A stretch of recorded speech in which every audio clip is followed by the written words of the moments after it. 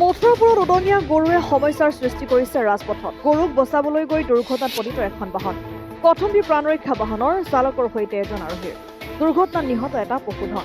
বৃহস্পতিবাৰে সন্ধিয়া পথৰ ওপৰত শুই থকা গৰুক বচাবলৈ গৈ দুৰ্ঘটনাত পতিত হয় সোণাৰীৰ পৰা শিৱসাগৰ অভিমুখে আহি থকা AS04N 2222 নম্বৰৰ বক্স ৱেগন ভিৰটাছ এখন বাহন। মথুৰাপুৰ সদৰ মছজিদৰ সমীপত ধুদৰালিৰ ওপৰত ঘূৰি থকা গৰুক বচাবলৈ গৈ উক্ত ঘটনা সংঘটিত হয়। নিশাৰ ভাগত উদঙীয়া গৰুৱে পথৰ মাজত আশ্ৰয় গ্ৰহণ কৰাত বিগত বছৰবোৰত কেইবাটাও পথ দুৰ্ঘটনা সংঘটিত হৈ মথুৰাপুৰৰ লগতে চৰাইদেউ জিলাখনৰ বিভিন্ন ঠাইত কেইবাজনো লোকৰ প্ৰাণ হেৰুৱাবলগীয়া হৈছে।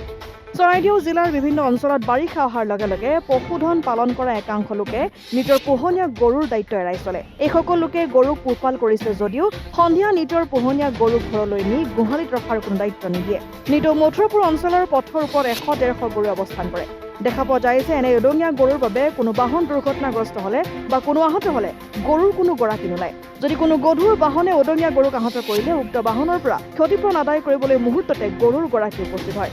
উদঙীয়া গৰুৰ বাবে পথ দুৰ্ঘটনাত পতিত হৈ কেইবাগৰাকী মটৰচাইকেল আৰোহী নিহত হোৱাৰ লগতে কম বেছি পৰিমাণে আহত হোৱাৰ নজিৰো আছে। সেয়ে জিলা প্ৰশাসনে এই উদঙীয়া গৰু আৰু দায়িত্বহীন গৰু পালকৰ বিৰুদ্ধে বিহিত ব্যৱস্থা গ্ৰহণ কৰাটো অতি জৰুৰী বুলি সচেতন মহলে মন্তব্য কৰিছে।